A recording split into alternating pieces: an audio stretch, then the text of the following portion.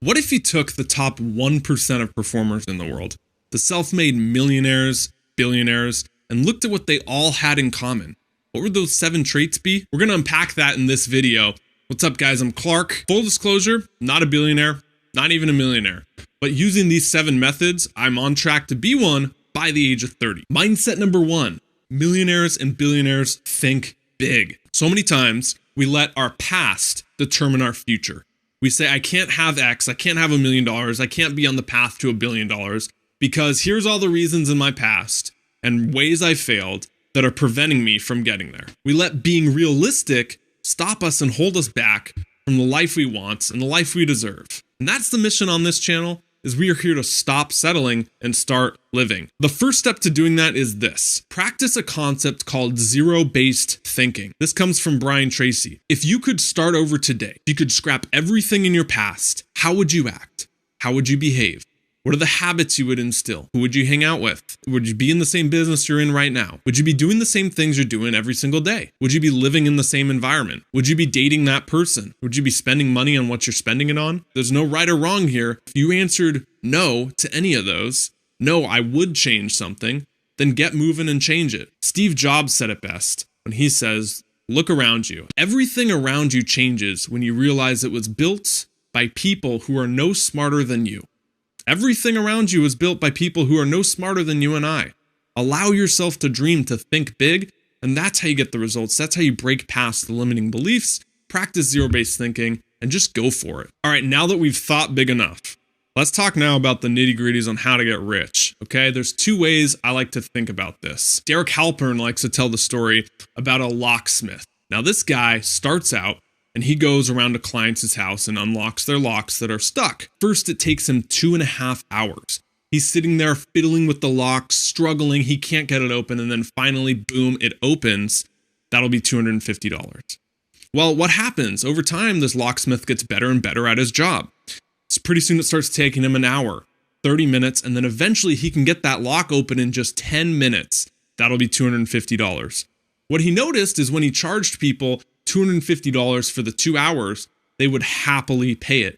But as this locksmith started getting better and better at his job, the time went less and less, and he charged the same amount. His client started throwing a fit. What do you mean $250? I saw you open that lock with the click of a button in 10 minutes. But what the locksmith understood is that he wasn't compensated for his time. 2.5 hours it took him to open the lock. But what the customer didn't understand is that the locksmith is compensated for the value. You and I need to adopt that mindset of being compensated for the value, the results we give to a company, to an organization, to ourselves, in our business, to others, instead of the amount of time we put in. So to summarize, ditch the time for hours mindset and start thinking of the value for dollars mindset. The second way on this, point number 3, increase the size of those you serve. Jim Rohn, legendary motivational speaker, said, the more I serve, the more I earn. I know a trainer at the gym I go to, good friends with him. This man works himself sick. He works 12-hour days, probably 5 days a week, trains 50 to 60 clients every single week. He's very open with me. He makes about $80K a year. What's wrong with this? Is that he's tapped out.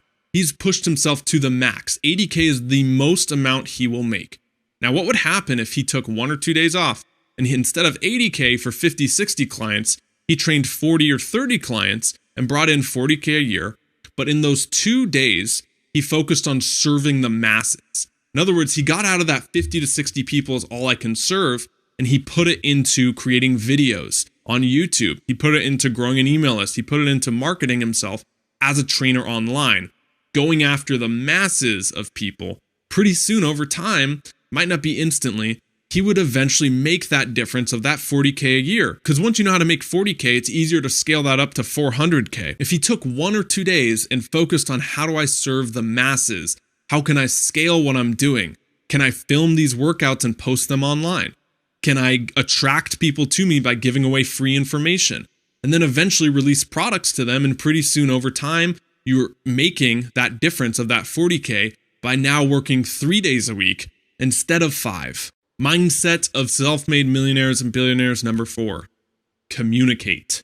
I love the quote Tony Robbins has. He says, the quality of your life is the quality of your communication. And this really comes down to two areas: how well you communicate with yourself, what we talk about on this channel, right? Our internal self-talk, the dialogue we're telling ourselves, the zero-based thinking, but also how well you communicate with others. Look at self-made millionaires and billionaires. Look at Steve Jobs. Look at Oprah. Look at Tony Robbins. Look at Bill Gates. What do they have in common? They have a method of speaking to people that connects. Warren Buffett, one of the richest men of all time, said that taking Dale Carnegie's public speaking course was one of the best investments he's ever made in himself. Let's end this on a quote from Tim Ferriss out of the 4-Hour Workweek. Says that a person's success or failure in life comes down to the amount of uncomfortable conversations he or she is willing to have. Communicating means speaking well to others, connecting with others, but also being okay having the tough conversations that put you forward. Mindset number 5, decide, commit, achieve. We got to go after our goals, go after success with laser targeted focus, almost an obsession, and then it'll happen. Point in case, Bill Gates said he didn't leave the cubicle for 10 years before he eventually became a success. One of the richest men of all time now, but when you follow stories about Bill Gates, what do you see? You see him speaking on stage, you see him revealing products, you see him talking with people. You don't see him hunched over in a cubicle for those 10 years he was grinding it out and killing himself just to become successful. Bill Gates didn't try 50 things and then stumble across one that worked. He went after one with laser targeted focus. One of my biggest lessons of 2016, I was just looking at it in my journal. It said, I used to think I'll try things until something's successful. Now I think I'll commit and stick at something until it's successful. This image right here really illustrates the point. We don't know sometimes how close or far away success is. What if you quit 10 feet before the finish line? All your results are lost. Everything you worked for is gone. Success comes to those who have that laser targeted focus, go after what they want, and are ruthless with getting it. Success mindset of the self-made number 6, speed is king. Was watching a video actually on the same topic. I think Valuetainment was the guy. Patrick, he does great videos. You should check him out. He said that one of the best things entrepreneurs do is they adopt this mindset that I can create faster than anyone can copy. I love that right there. Don't worry about what everyone else is doing. Worry about speed and creating your product, your art, and putting it out there to the world. Billionaire Mark Cuban from Shark Tank, owns the Dallas Mavericks. I love what he said on one episode. He said that I believe perfection is the enemy of profitability. I wrote that down because that resonates.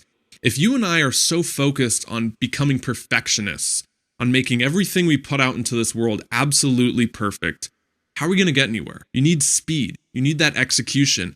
You need mass amounts. Remember what we talked about with serving the masses with massive value. Massive value doesn't come from putting out 1 or 2 perfect things. Now you might be thinking, Clark, why do I want to put out good when perfect is what Apple products are? Perfect is what, those best-selling books are. Perfect is what fill in the blank is. I agree with you. Here's why you want to do good. Because that's your MVP. Your minimal viable product. The iPhone went through, how many generations are we on now? 7? Before it became better and better and better and better. But it started with the iPhone 1. If you brought out the iPhone today, you'd look at it and say, this is the hunk of metal. What is this thing doing? You'd find all these flaws with it. But at the time, it was so cutting edge, people flocked to it, and then they kept making it better and better and better. That was their MVP. There's always stuff to improve on. With you, focus on putting your art into the world. Focus on starting things. Become faster at getting it out there. Create faster than anyone can copy.